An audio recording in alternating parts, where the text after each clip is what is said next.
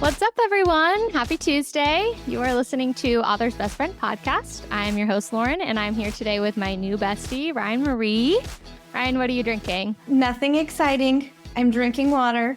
It's like 100+ degrees in South Texas with the humidity, so we have to stay hydrated. That's good. I'm sort of dehydrating myself with an iced coffee. I know folks listening can't see it, but shout out to the Ivy, the bookstore in Fairbanks, Alaska, for their very cute merch. Yeah, it's a little early. It's 2:00 here, so it's a little early for me to start drinking. So I still got a little bit more work to do. But I don't think that we will need any alcoholic fuel for this fun, saucy conversation we'll have today. So for the fans who've been listening over the last couple of episodes, we've been diving into this world of sweet romance. We've been learning a lot about the terms of sweet versus clean and sort of what the implications for those things are and kind of what goes into a sweet romance. And so today we're going to be taking a left turn here from our sweet romance series, and we're going to chat about something that's got a little bit more spice. So Ryan's new book, Big Fucking Deal, came out on July 23rd. So congratulations on your release. I started reading it the day it came out, and honestly, I don't even know if I'm old enough to be reading this book. I blush talking about it, but I'm really enjoying Jolie and Joaquin. They're really great. I love their chemistry. And so I was hoping you could share a little bit about, I mean, this is not your first rodeo. You've done quite a few of these releases. And so I was hoping you could talk a little bit about what this experience has been like for you, because this is the first book in a new series, your Men of Havoc series. And talk a little bit about like what that experience has been like. So far, it's been great. And it's because I had one of my best author friends along with me. I started off doing this book with another group, and it just didn't come together, didn't work out the right way. But I had already put it out there, and I said, you know what? I need to release this story. I don't want to take it away from people. It needs to go out there. So I talked to my wonderful friend, Jay Hutchison, and she was like, I want to do this too. So we've decided we're going to put out one new novella each month. There's 4 of them. So Big Fucking Deal just came out. Next month, hers will come out. And then October will be my second one, third in the series. And then she'll round it out in October with hers. So it's really been fun because we're like bouncing off each other like, hey, did you name the goalie? And I was like, I didn't, should I? We want to make sure we get everything correct. So it's just been a lot of fun bouncing ideas off one another and kind of sharing like, you got to read this. So it's been really great. I love it. And it's my first hockey one and I love it. And I want to do more. So Men of Havoc might get extended because we're loving it so much. Okay, so I did not know this. So you had originally planned on, like, the plan was always to make this a collaborative series. Like, this was going to be with multiple different authors. Is that right? It was going to be with several other authors, but each book was not connected. Every book was just kind of its own thing, its own players, its own team. I really wanted to have it be all interconnected with one team, but then different players and a take from each author. So that's what we've ended up doing. And I love it because, I can kind of drop one of her players' names in there, like a little, hey, don't forget this guy. And then she'll do the same. So I really wanted to stay with the same team and then be able to talk about, the guys from there. So I'm glad that's what we ended up doing. Okay, that's super interesting. Is that a thing that people do? It feels a little bit like you're like co-writing a book together, but in the ways that's kind of hard because you might have different visions for the characters. You've now sort of split it and that you can share the world building, so to speak. Like you can build the team and all that together, but then the characters are your own. Is that something that people are doing now? There is a lot, actually. You'll see a lot of collaborations, and there's some amazing authors that I adore, and they've done a lot of those types of things where they're like, okay, we're going to take this group of guys, and we're going to each pick a story, and we're going to work on it. They're all going to be friends. They're all going to work in the same place, be on the same team, whatever, childhood friends. But we're each going to take one person's story. So yeah, you build that universe together, but then, each person can kind of take it in whichever direction they want. So it's really fun. I love it. And it helps too. You have another person to bounce ideas off of and you'd be like, you know what, I'm stuck. Help me with this. And it's like, okay, here we go. So I love it. It's a really great way to kind of cleanse yourself too before, you focus on, I've got another one that I'm getting ready to focus on. So this has been a nice little, like a palate cleanser. Mm-hmm. Like, let's kind of do this. And then I'll be able to clear and move on for the next one. So it's been great. I love it. Yeah. So it seems like your previous books, like your standalones or like the Magnolia Creek series, like you're familiar with having like character jobs that rotate. Like you're not historically writing, cowboys or bosses or hockey Right. players. Like you've shaken it up. And I feel like hockey players, I think, do so well because they have this sort of staple personality, which is that they're these alpha males. They're kind of aggressive, maybe Yeah. possessive. They have a lot of energy. Oftentimes, they're very, fun loving and sweet and goofy, but they take their job very seriously and they take their women very seriously. Yes, they do. And I think it can be hard to take an entire team of guys and make them have their own personality when that's like the point you're still trying to stay focused on. Like you want to stay true to the Right. same hockey player type vibe, but you want to make sure that they all feel sort of like fresh and new. So I think that's very cool that you can do that by somebody else making these new characters that you get to bounce off of. And then the universe you're building feels very genuine and new because it's different people writing them. Exactly. Because it's, they're all coming from the same place, but they all have their own voice, which, yes, as an author, you do that when you do a series, but this just works out so well because it doesn't feel like, well, this is kind of like the other guy she wrote. We just changed a name and I still feel like I'm reading the same player or whatever. So it is. I love it. I love the way we both have our own take on where our guys are going to go, how they behave, how they treat their woman, how incredibly possessive they are, to what degree are they possessive. I have absolutely loved every single step of it. It's been so much fun. And we just keep saying, and in fact, we've done this little collaboration together, but we also are writing one together under a different name because we love each other. We love writing together and it's just fun. And again, it's nice to have that other person say, I don't think that's going to work here. We should try this to make sure each character has their own voice and not mix it up too much.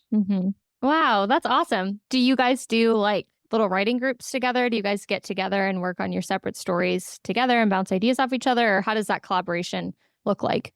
We do sometimes, except she's in New Hampshire and I'm in Texas. Oh, wow. So we're far away. So she'll be like, hey, do you want to like do a writing session? And we'll hop on FaceTime or, we'll video through Instagram and we'll sit there and we'll write. We'll either write together and we're watching each other on the screen, like as we're writing, or sometimes she'll be like, I have something I'm stuck on. So I need to bounce some ideas off of you. And I'm like, yep, I'm the same way. I could use some help. So we do. It's a lot of fun. And then we also text each other like a million times a day. How did you two meet? I don't even really know. I think there was like a giveaway or like a multi-author giveaway and we were in it together. And then somehow we just started I think we had like a same ARC reader or something. And we just started talking. And before we knew it, we were like, hey, I like you. And it just kind of blossomed from there. It was just like one of those connections right away that you're like, this is my person. I like this person. So, and we've asked that before. I'm like, I don't even know how I found you, but I'm glad I did. Wow, that warms my heart. Okay, so you guys didn't even know each other in person. You've met through this like book community. Yes. And it's the same amazing. with my PAs/besties. I've never seen them in person, but we met through this amazing community when they reached out to me after reading a book. And it was like one of those things where you just know sometimes when you just are like, I need this person in my life. I need them. They're going to play an important part and I need to have them. And you're like bonded. And I've got those three ladies that definitely, I've always told them, you can't leave me because I will find you. So you're stuck. Sorry. We're not just work friends. We're life friends now. That's right. I said, you signed up for this and I'm sorry, but that's just how it's going to be. That's awesome. That's so cool. So I'm curious about how you decide to write a novella versus, because you've written, like full novels before, and then you've also written novellas. And so I'm curious about how that choice comes to be. Like if it's the case that you have a character in mind, but this character doesn't, like the things you want to put them through doesn't necessarily warrant a full story, or for example, like you wanted to roll these out pretty quickly. So if that decision of rollout plays some role in that, or how you decide between those two. It's actually like what you said, you have an idea of what you want to happen with this particular character or with the plot, but you don't necessarily have so much details. Sometimes I call it fluff. You can fluff by the reader doesn't always want a bunch of like extra stuff. Like, I really don't care what color tennis shoes they wore, like on this day when they had a donut or whatever, So sometimes just a matter of how much can I build their story and how much detail do I need for the reader to get their story. And so with this one, I had the characters, I had a backstory, I knew where they wanted to go, but I didn't have as much in the middle. So I really focused on like the intensity of the relationship, spicy scenes, because my readers want some spice. And then I always try to add in some humor. And then, of course, the happy ending with the big happy bow at the end. So I really just focused on those things because I didn't have a lot of the filler type stuff in my head, but I had all the important details. So, well, you definitely could have fooled me because particularly for Julie and Joaquin, like you've created this very cute friends to lovers relationship because you describe all these stories about how when they were young together and her twin brother, the three of them are the three J's and they're all just very cute together. And personally, I feel like an entire few chapters of the book could be dedicated to these flashbacks of their friendship. I don't feel like you robbed us of that necessarily. Like you gave us really good glimpses into that relationship such that I feel that I can feel the pivotal moment in which their friendship is moving into something else and how that would weigh on someone who's been friends since they were like 7. Without you actually telling me, that whole long sordid history of her going to college and him going to play professionally and their time apart and all that kind of stuff. Like you still kind of get all of that, but in a really quick glimpse. But I think there's pressure on you to do that, right? Like there's a difference between a novella and like Insta Love, like you have to find the difference between like, this is a short-ish book. It's half the length, and so usually. And so I have sort of this pressure to get them to buy into this relationship early on because I don't have a ton of time to build it up. Yes. But I also don't want them to feel like it's like a love at first sight if that's not the trope you're trying to write. Exactly. I don't want to rob anyone of anything, but I don't want to rush it. And I try to set that up in all my books. I dedicate a lot of the first few chapters to the buildup and giving some information about the character so that you know them, you know their story. You think you might know where it's going, but you're waiting. But I really try to build that in the beginning because I don't want to just start with, bam. I kind of feel like sometimes I love a good story and I want to be able to envision that when I'm reading it. I want to see the flashback of them when they were kids, playing in the pool or whatever. And so I want the reader to get that. But at the same time, I don't want to get stuck on it when it's a novella. So I have to kind of build the visuals for the reader, but then know when to say, okay, that's enough. Now I need to try to move on, but not miss anything. You're right. I could have built 2 chapters of her going off to college and him going off to play or whatever. But I was like, no, we don't need it. We're just going to give them little glimpses of what's been happening separately. And then we need to bring it all together. So I feel in my experience working with authors, it's a lot of like, and when you come to like drafting and outlining a book, it's like, here's the meat and potatoes. Like, here's the big stuff I want to happen. Here are some of the tropes I know I want to include. I'm a third act breakup person, so I want to have this, or I don't like third act breakups, so I got to find a way to put tension here. And it's a lot of like, I got like 12 solid chapters of what I know is going to happen. And then I got to, like you said, the fluff. I got to put it in there. I got to fill the chapters so that there's context and things without boring the reader. But it's not going to be, the tension scene necessarily. It's going to have its own small little purpose. Right. So for a novella, do you find yourself actually with more and then you need to cut it down so that you can make it short? Or is it just even a more condensed version of that, which is like, I've gotten my meat and potato chapters and that's really all that I needed? With this one, it was that. It was like, I have the meat and potatoes, so I will just need to make sure I add some detail. I struggled this in a little bit because I was going one way and I got like a third way through and I was like, no, this isn't them. I'm not feeling them. This is not where I wanted to go. I had to take a step back and I kind of sat down and thought who these characters are, where, I kind of thought at the beginning, where they come together and the end. And then in between then I was like, okay, now I got to figure out the reconnection and all that. And so I stepped back. I looked at it, I thought again, and I was like, okay, this is it. We're redoing it. And my PAs were like, you're going to redo it. And I was like, yes,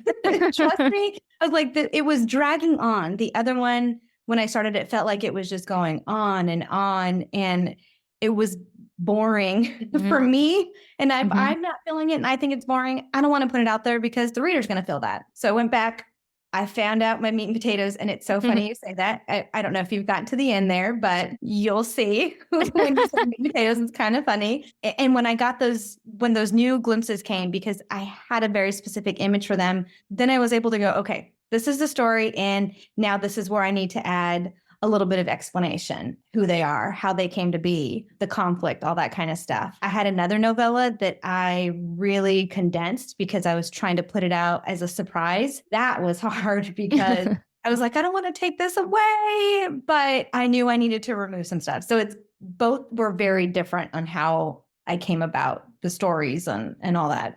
And so I feel like you're under the same type of pressure to decide how much you can. I'm trying to think of the best way to phrase this mildly inappropriate question. Okay, so we're going to work through this together. So my question is essentially how to decide when you add spicy scenes. Right. And the thing that I want to layer that with is that sometimes a scene is just a scene and it's just the spicy scene for the sake of the spice. Sometimes there's some growth in that, particularly with Jolie's experience or lack thereof. Yes. There's a very particular, it's not even just the spice part of it, but there's a sort of character growth that comes from that sort of thing. And usually that comes from other sorts of I've never done this before type of thing, or I've never felt comfortable to do this sort of thing. And it's not just you're reading it for the sake of to liven the room at 2 a.m., but it's also just so that the character also does a little bit of growth inside and outside of the bedroom. Right. And so with a novella, I feel like you kind of, in some ways, need to double up on those things because you also want to, you have two characters. Yeah. A novella, particularly with two POVs, is even harder because now each character is kind of it was cut in half as a novella, now it's cut in half again because it's split POV. So you have to show their growth in any way that you can. Every chapter is incredibly intentional. And so my question is sort of how you decide what those scenes are going to be, when you feel like you're at a point where one needs to be added, and if you feel that they carry a little bit more weight for the character growth versus a full story might. Right. For Jolie, they were definitely, like you said, they were all very intentional because who she was and the reasons for how she was, I guess. So they were very intentional. And it's when I write, I tell people, I sometimes will I call it blackout writing because I write and afterwards I'm like, okay, that went somewhere that I didn't even expect. I didn't plan it out. And so sometimes I'm like, okay, I need a spicy scene here. And then sometimes I'll get through a chapter and I'm like, oh, well, I didn't know that's where it was going to go, but that's what it's reading. So, okay, that's fine. But yeah, with this one, there were some very intentional scenes. And then I think there was an extra one that my PAs were like, we need a little bit more. So I was like, okay, I think I can fit in one more scene without it being shoved in your face too much because there needs to be a story. I'm one of those people that I want a story. Yes, I like a good spicy scene, but I also want some story with it. I just don't want, smut the whole way through. Nothing wrong with that. For me, I have to have a story. So it is a lot more difficult because, in a full length, sometimes you just pop one in for the sake of let's just put one here. Why not? They're in a barn. It seems like a place to add it. But with this one, I had to be very, very intentional because like you said, I need to give you a story, the character development and growth, but I also need to keep the readers okay, now I need to see where this is going to go. And so treading lightly still down this topic is, I should have thought about what these questions were going to be and wrote them in an eloquent way. How do you decide what those characters thing is going to be? For example, Jolie is a cheerleader for professional sports team. By her occupation, and she's a young woman, and so because she's younger, right out of college, I think her lack of experience sort of fits there, and so maybe that felt the right type of spicy characteristic of hers to give her. But is it from what I can tell based off your other books, because they're not all hockey players? Yes. Their preferences are going to vary. Do those preferences just come from this is a type of thing I haven't written before, or this is a type of thing that I think fits really well with this character's their arc or their job, or how do you decide what what those scenes are going to look like? It's sometimes I really sit and think about, I have this male character and I want him to start here and end here. So who is he? What does he do? And then sometimes I'm just like, I've got her name and what she looks like. And I'm just going to sit down and put my fingers on the keyboard. And that's going to dictate, honestly, where it goes. Because sometimes I really don't know. And again, I'll have some friends say like, how do you just sit and write a character without knowing where they're going? I said, because they will tell me once I start writing. I know it sounds like a little weird, but it really will just guide me. And with Jolie, I felt like she kind of was, she's an adult, but she doesn't really know what she wants to do. She's kind of unsure about herself and her life and where she's going. And so she's clinging to this one thing that brings her comfort. And that was her dance. And I took that from when I was younger. I actually danced for a semi-pro hockey team. And it was kind of that same thing. Like my going to college was just, I didn't know. I was still kind of struggling with what do I want to be? What do I want to do? I've got these few different paths to go. But then I had this one thing, which was dance and cheer that just I loved. So it kind of grounded me a little bit. And so I think I took maybe a little bit from that, but Jolie's a much better girl than I am. So I wouldn't say totally. That's funny. Yeah, I had a sense that you had maybe a dancing background or had just done, your fair share of watching like, I don't know, Dallas cheerleader recruitment show or whatever. Yeah. Because your descriptions of the girls, like right after they, particularly like Julie's tryouts or when they finish a routine and they're like holding the pose really tight and they're panting and sweating and trying to keep the smile, like it's very vivid. Yeah. And so it did feel like a very personal experience. Yes, I did that. I danced with a troupe for quite a few years, but we'd perform at different events. I had a friend who she was a Denver Nuggets cheerleader, and then she moved here to Houston with me for a little bit, and she was a Houston Rockets cheerleader. Wow. So it was just a lot of experience from either being a part of it or watching it, knowing somebody. So yeah, I was very excited to be able to use some of that knowledge because I don't know too many other times that I'd be able to use that. And so I felt like I'm going to pour my all into Jolie here because she might be my only dancer girl that I'll be able to write. So did you ever date a hockey player? Not really. I don't even know how to answer that. Not technically, no. Nothing official, nothing on paper. Exactly. Nothing on Facebook or Instagram. So we'll leave it. No one was changing their Facebook relationship statuses. Not at all. And in fact, Facebook wasn't even around at that time. It was so many years ago. So very long ago. And I'm thankful for that, actually. I know. Yeah, seriously. You could definitely get yourself into a lot of trouble these days.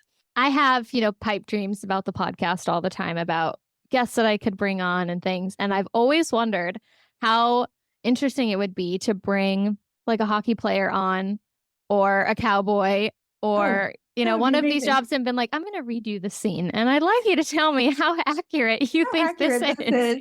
Have you ever thought this once in your life? That would be amazing. Like, I think that would be fantastic. And even get like an author that wrote the book and a cowboy and be like, okay, here's what she wrote. Now tell me, is it a bunch of make-believe? Could this really happen? Or can you not, stand on the back of a horse and rope a cow at the same time? What's the reality here? Okay, this is my official calling. If anyone has like a brother or a boyfriend or a friend that, has one of these very quintessential occupations. Yeah. Maybe they work in the mafia. Maybe they're a hockey player. You never know. Maybe they're a cowboy. Send them my way because I'd love to ask them some questions. I'm going to put it out there for you. We're going to find it. If you need to find out about an accountant, I have a very exciting accountant sitting in the other room, but I don't know that that's particularly like a dream job when you're thinking of a book boyfriend. So hey, I'm sure somebody has written a sexy accountant out there somewhere and I could pull it and I could ask about how realistic it is, how sexy crunching numbers is. Are these SEC report filings really accurate? How accurate are these? Yeah, a girl can dream, but that would be amazing. That would That be great. I would love that it, actually. I would really enjoy that. So you have dance experience. I'm guessing you've never been a cowboy or actually played hockey or, been the CEO of a company or been a baseball player. I haven't. So, but you write about all these. Like your books have your male main characters, at least in particular, have a wide variety of jobs. Yes. And not even just jobs, but just like their roles. Like, sometimes they're the boss that then you didn't date or friends, or now they're a husband in one of your books. And so do you start with an occupation that you want to write and then fill the character? Or do you have like a character in mind and you're like, oh yeah, this person would make a really good, CEO or something? Right. It's varied a little bit. The very first book that I wrote was actually like a very happy accident. It wasn't the one I was going to put out. The one I was planning to release, I got in one day and the file was like corrupt and I lost everything, like everything. Oh my gosh. I took a week to just like, oh my God, like what am I going to do? And then my best friend was like, no, you have other stuff. I know you do. You're going to do something. And so the character I ended up going into was just an accident. I didn't have him planned except a name because the character before that was something totally different. And so I had a name. I decided it was going to be a small town in Texas. I had her. I knew a lot about her. And I just said, as I started writing him, I was like, I think he's going to ride a horse. And he's going to wear the heck out of a hat and a pair of Levi's. And it just kind of, came to me. But then I did one where I knew I need a baseball player. He's going to be a baseball player. So I'm going to build him around the fact that he's a baseball player. And then another one was kind of just like, I started writing it and I didn't realize that that's where it was going to take me. So it just really depends on each book. If I have the story first and then I build the characters, or do I have the characters and now I'm going to write their story, which seems wacky, but that's how it happens.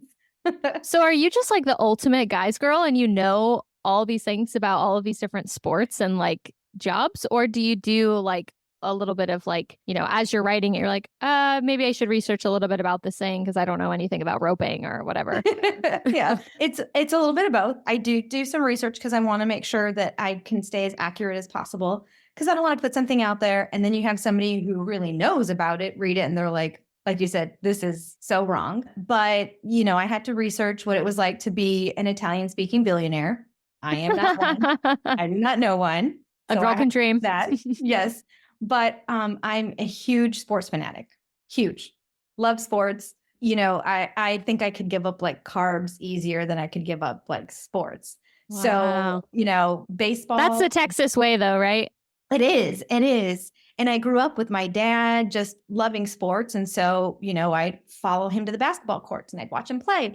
So I love baseball. I love football. And so I already had a really good knowledge and understanding. But I did some research just to make sure like, okay, this is really how they would, where they would go once they leave the field. This is actually how they would sit inside of their, on their bench side or whatever, just the little fine details. But for the most part, I know a lot about sports. The horses thing, I did have to look up a little bit, but I grew up with uncles who had horses and they had ranches and they did the roping and all that kind of stuff on the weekends and the hunting. So, I had some knowledge, but I always make sure that I do double check just to make sure. I don't want to be inaccurate. And I don't want anybody to be like, she's full of it. I'm not even going to read because she already messed up. She called a touchdown a home run. So we're done.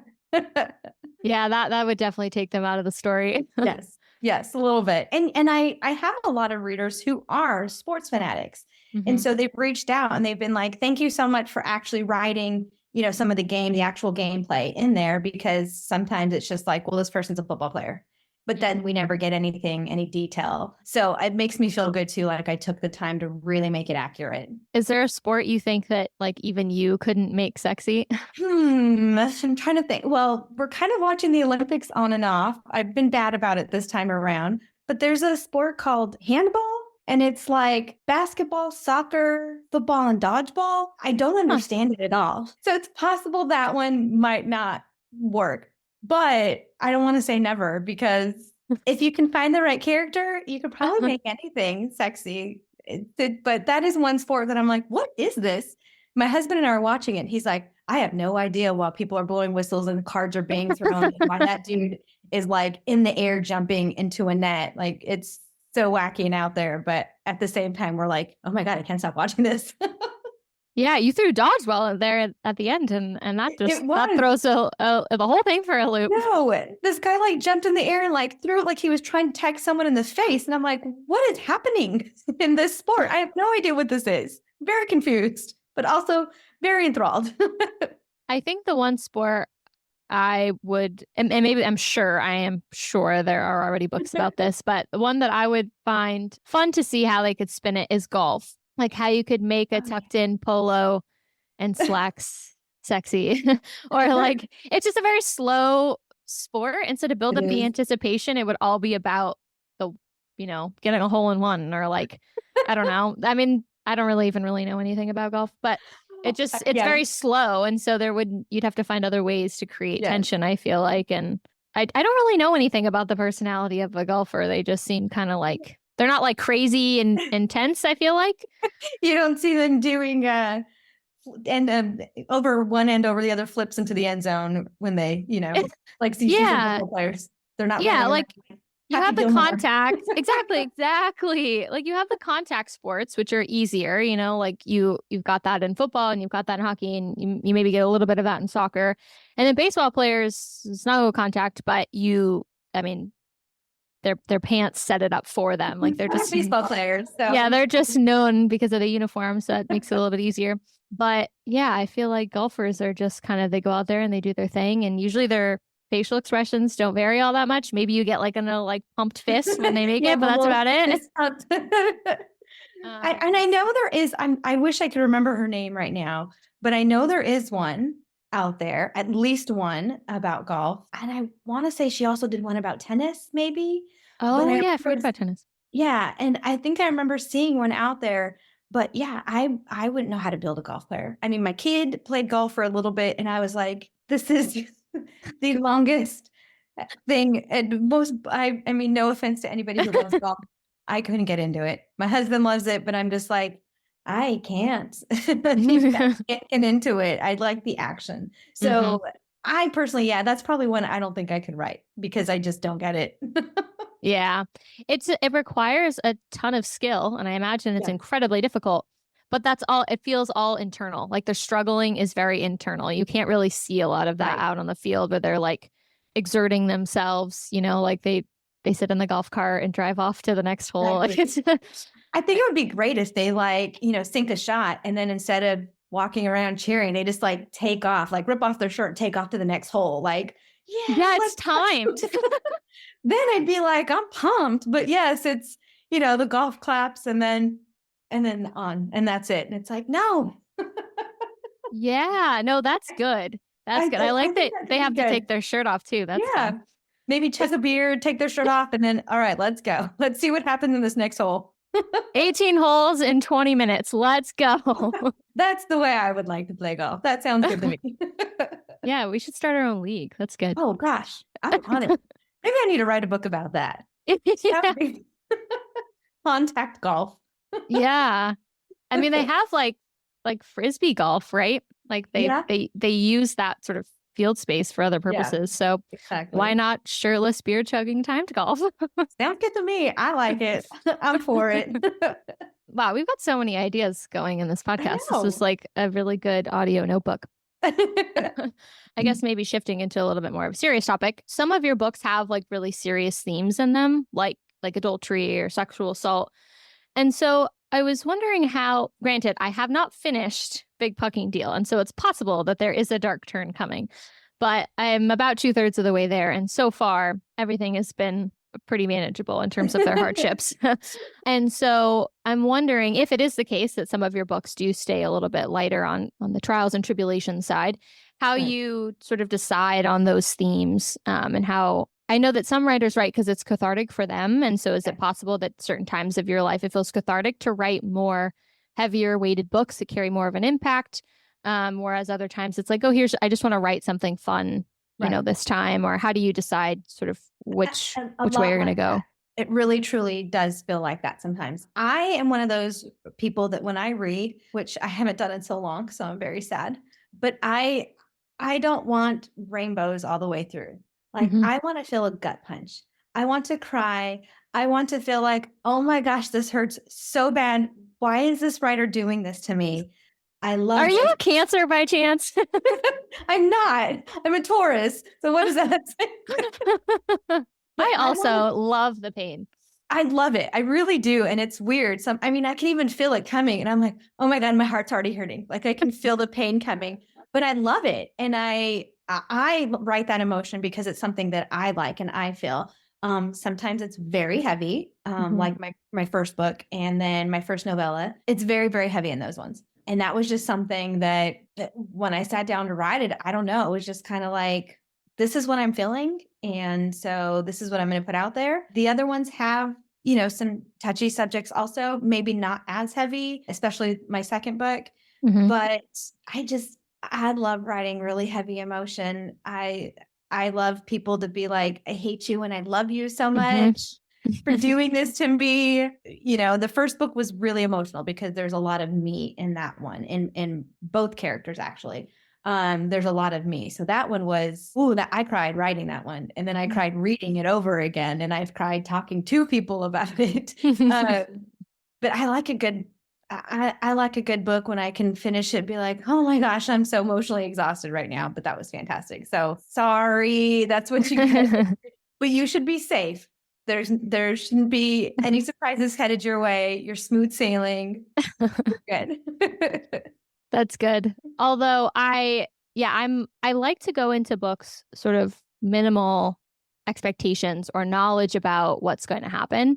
I'm Right. not want to say that I have always sort of been this way with reading, at least since I started reading more as an adult. But my husband is a big fan of like, don't watch movie trailers because they spoil the movie. And I feel like I've sort of adopted that a little bit with books. Like Mhm. I don't mind taking a chance on books, and I very rarely ever DNF books. And so I usually will, start a book and I'll find something in it for me. And if I don't, then I just finish it through and it is what it is. But I don't really want to have expectations about like, oh, is this probably going to have a third act breakup? Like I like to be surprised by that. Like, oh Yeah. wow, I didn't know that they were going to break up. That's kind of wild. And it's also becoming more of a thing that people are like, I don't really like those, so I don't write them. And so it's fun to see the creative ways in which people create tension without doing that. Yeah. And so blurbs I try to stay away from, or like the sort of synopsis on the back. I usually don't. This is another thing I don't want to come across the way, but I like to be triggered. I don't I don't read the trigger warnings because I actually don't want to know what's coming. I'd rather just it come to me, and I want to feel that natural emotion and however it I feel in that moment. And if it surprises me and takes me a minute to be like, wow, that hit really hard, I'd Yes. rather not know that it's coming. I actually enjoy moving through those emotions in real time. And so I actually try to skip a lot of those. And it's funny because historically I would read like thrillers and mysteries. And it wasn't Yeah. until in the last couple of years I started reading romance. And those don't really exist in those books because like there's gonna be gore. And so and you're gonna be triggered. They want you to be scared and Yes. whatever. And so you don't really get a lot of that. And so I find that if I do read some of the trigger warnings, like I'll give you an example. In your book, one of your warnings is about a crowded bedroom is maybe Yes. the nice way I'll put that. And that's not my favorite. I don't like it. And I read that and I knew I was going to read it because you're my new best friend on the podcast. And so I was like, I'm going to read her book and see how it goes. And I think I was more worried about how I would react to it when I saw it in the warnings than I was in the actual scene. And the actual scene, I won't spoil any of that, but it wasn't what I was expecting it to be. And I was more worried about it than I needed to be in that. They're like, Yeah. oh, I feel like it's going to take away from the scene because I'm kind of nervous about it, or it usually rubs me the wrong way or whatever. Right. And so I find that if I just let the author tell me the story in the way that they want to tell me, some of the warnings that they put in there, I'm making it out to be worse than it is in my head, or it actually isn't really that big a part of the story. Yeah. And so I usually just end up skipping all those anyway, because I'm just like, let's just feel it. Let's ride the wave. Let's ride the roller coaster. And that's what it is. I mean, and when I started reading, even just a couple of years ago, there weren't trigger warnings really, there wasn't, now they have trigger warnings that, there is a pregnancy involved because that could really upset somebody. And so I never read trigger warnings. People would ask me, what are your triggers? And I'm like, what do you mean? I don't have any. There Yeah. isn't really anything that I won't read. I'm not reading for that particular trigger. I'm reading for a story. Yeah. So if the story calls for that, then it does. But yeah, it was hard to put that trigger warning in there because I was trying to let people know like this could happen, but so many of them were like, oh, it wasn't what I expected. And I was like, yeah, I know. It was really hard to like put that trigger warning into like 2 words. Yeah. So I kind of just had to make it the worst possible scenario and then hope that when they got to it, it was like you said, like, oh, okay, this is not what I was thinking it was going to be. So yeah, trigger warnings are for some people, they need them. For some people like me, I'm like, I'm just going in to read the story. I usually will read like a little bit of what the synopsis is. And then I'm like, okay, let's go. If it's something that pulls me, because like you said, it's hard when, somebody's 5-star might be your 1-star. And so you don't want to set it up for too high of expectations. And so some of these trigger warnings might set you up to be just, totally shocked. You're guarded. You're worried the whole time. And then you get there and you're like, okay, I'm a little disappointed. It didn't shock me a little bit more than it did, So yeah, it's hard to put those in there, but I know some people it's very necessary. And I totally understand that, but I'm just like, give me all of it. Like, it doesn't matter. Throw it all in there. Let's just read it. Let's just do it. Yeah. I think without even really it meaning to, it can sometimes feel like, here's a summary of all the emotional points in my book, because the things that trigger you are emotional topics. And so it can feel like you've just kind of summed up the points in your book with these bullet points. And some of them are not meant to be seen that way. It's like, there's just actually one scene of this. It's 3 sentences long and then it's over. And you're just so you're aware of it, but that's not the main theme. It's not the trope of the book. It's just keep moving past it. Yeah, totally. I mean, that's exactly how it is. But then there's the chance that there's always that one person that gets really triggered and upset by it. So it's like, I'm just going to put them out there. And so, I even put a note to readers about, there's all kinds of different ethnicities and races. And I don't focus on that. That's not my main focus. So I might touch on it because, somebody got upset that they thought a character was one way and I envisioned it some way else. And so they were upset about that. So I'm like, well, their ethnicity and their race, how light, how dark their skin isn't my focus. That's them. I'm going to probably touch on it, but it's not going to be something that I talk about the whole way through, because to me, it's the actual character of that person, who they are inside, that is the most important that I'm trying to feature. So there's like a lot of additions that I notice authors are adding before you even get into the books. And sometimes it's sad because it does give a lot away. But I know it's necessary. So I just have to sit down and go, oh gosh, how many trigger warnings can I fit in this one little paragraph? You've got like 30 trigger warnings for a 140-page novella. Yes. It's like, just don't read this. Just you will be triggered. I want you to be. Yes. You will feel strong emotions. I think that like maybe my biggest sort of support in the statement that you just said about, sometimes I describe characters and it isn't the way that you thought that they looked, and you wish that there was more representation here, which is that like, I think you can identify, in my own experience, I identify with characters in books that look or act nothing like me. I read characters that have men in them and I'm like, especially you get a good golden retriever and I'm like, oh my gosh, yes, I am just like that.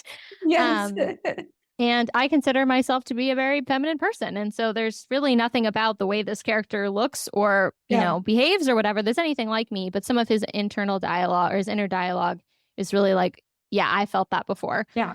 Or characters from different backgrounds or whatever. And so, I think that's sort of the important point, is that not everybody likes your book. They're not totally meant to, like the book is for the people that will enjoy it. And so as readers, keeping that in mind, that like, in my opinion, you don't give a book a bad rating because it's not a book for you. You give a book a bad rating because it's not, of quality. It's riddled with typos, or the plot doesn't make any sense or whatever. Like, you give them feedback so that they can, it's not meant to tear them down, but it's meant to be like, hey, just so you know, I found it kind of hard to follow your plot.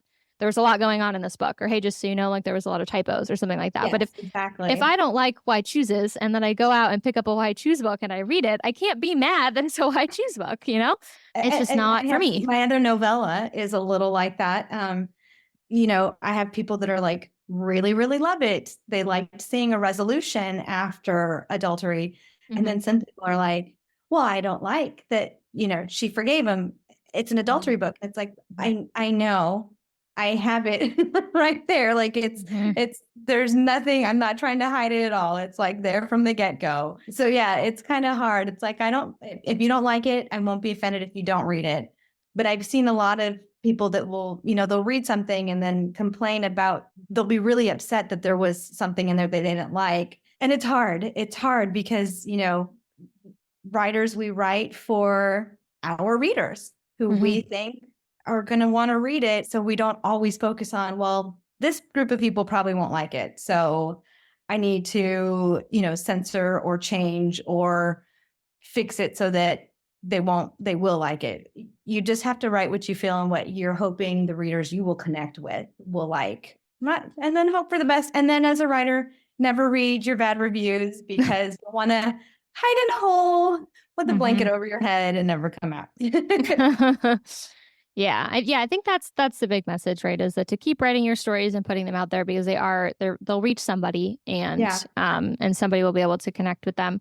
I'm realizing this as you're saying that is that I think it's tricky to write romantic fiction because there's sort of two aspects you can take. It's not a fantasy book, but in some ways it's exactly that because you might be reading a romance in the same reason that you would watch Cinderella when you were a kid. Like she's poor and everybody tells her no one's going to like her. She doesn't get to go to the ball, but she has a happy ending in the end. And it's very fanciful and it's very unlikely that these characters would come together, but they do. And you're so happy that they did. And so that's one reason in which you might read a romance because you want to go on that journey to the happy ending.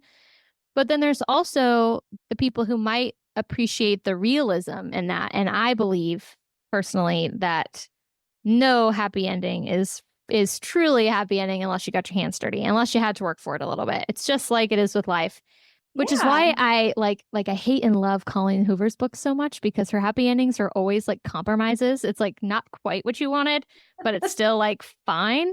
You're like, okay. Yeah. And so it hurts, but it hurts so good because you're like, that's real. And so like in your example of like adultery, like in a perfect world, people don't do that. People don't cheat on their spouses and we don't have to deal with this problem. But when it does happen, it is real life that people forgive them. It is real life that people move past it and can have happy marriages and X, Y, and Z. And it's also real life that people don't. And so you can sort of, those types of endings happen all the time. They're both romances. Possibly their marriage dissolves and they meet somebody else and start fresh. Like, you know, those kind of books exist too. Come togethers in that relationship. And I like to say too, that I don't always want to read something that is necessarily my life because sometimes you need that escapism. Maybe you need the conflict because you're like, it's too happy in my house right now. Things are going too great or whatever. And so sometimes you need that escapism. You need that conflict. And for other people, it's like, I need the heat that book brings, or I need to see something happy after something tragic. And so, you know, when sometimes people will be like, well, that wouldn't happen in real life. Probably not. It's possible. Maybe it will. But that's kind of the whole point of this is it's an escapism for whatever you need a break from, be it life or a situation that you find yourself in. That's what it's supposed to be. And that goes for every genre across the board. You know, I don't think there's anybody being chased by like a killer clown that crawls out of a sewer, but it's a great escapism and it's intense and it makes you feel emotion that maybe you're not scared on a normal day-to-day basis. And, you know, so sometimes I think we all need all of that. And again, I'm one of those like, gut me. I want to cry. I want my family to look at me and like, why are you crying over a book? I'm like, you don't understand what people went through. I'm convinced we're kindred spirits. Well, and you know, one of my books that really did that to me was Pen Pal by J.T. Geisinger. I don't know if you read it. I kind of went into it not really knowing what was it about. I just wanted to read it. And there was the whole, jaw dropped on the floor moment. And then there was the whole, no, please don't say it isn't so, like, the hurt, the crying, and then you close it. And then I was in a hangover for weeks. I was like, I can't read anything. This one had everything in it, suspense, action, sorrow. And those are the kind of books I want to write. And I'm very far off from being anything like J.T. Geisinger. However, one day it would be great if I could, reach half of the emotion that she reaches in her book. So I love those. And that's really who I write for. The people that need that emotion, need that escape, want to feel something. They just want to feel. And I know people that sometimes are like, I'm reading this book because I kind of feel like I want to cry, but I don't have a reason to cry. I kind of want to cry right now. So that happened. Yeah, that is so real. That feeling of finishing a book and feeling actually hungover from the characters, and you like can't stop thinking about it, and you're like kind of sad and you don't have an actual reason to be, but you started it because you wanted that, and you're just like, I'm moping about something that didn't really happen, but like I know it feels so permanent right now. It does. You're like, I'm really still hurting. It hurts. Like you need to hug somebody, but you're like, I can't explain why I need this right now. I just need it. Let me cry on your shoulder a little while. Yeah, the hardest part is trying to justify that to a person who doesn't really read, and they're like, what is wrong with you? Exactly. That's why my daughter and my husband are always like, I don't really understand what's going on with you right now. And I'm like, just leave me alone and let me feel it, please. I'll be fine to make dinner in 30 minutes. That's great. So you are working on Men of Havoc, and you're going to be writing these very quickly. So you got your work cut out for you for the next couple of months. Do you have any plans for 2025? Any big plans? Any other things that you're working on? I do. I'm working on, I have one more story for Men of Havoc. My collab partner, Jay Hutchison, she has two. We have a co-write together that comes out next week. And then we're writing the second part of that'll be out later in this year. And then on top of that, I have a new series that'll come out in December. And that will kick off a 3-part book, and it'll take me into the new year. And then I'm not going to do so much next year because I'm kind of exhausted from writing so much. It's hard sometimes on your brain. It's hard on your body. It can be difficult on your emotions. Because it's like, I got to switch lanes real quick. I'm working on this one, but now I need to feel some strong emotions. So it can be really exhausting. So I'm not going to put out as many books next year. My PAs laugh and they say, sure you will. And I said, no, because I'm not going to listen to you guys. You know what you should write. Because they do. And then I'm like, oh yeah, that would be great. And before I know it, I've got 20 different half drafts like written. And I'm like, I can't do this. I have to stop. So I'm not going to go so crazy next year, but I do have a new series that'll start this year, finish next year. And then there might be another little surprise that pops up, but it's going to be more tame.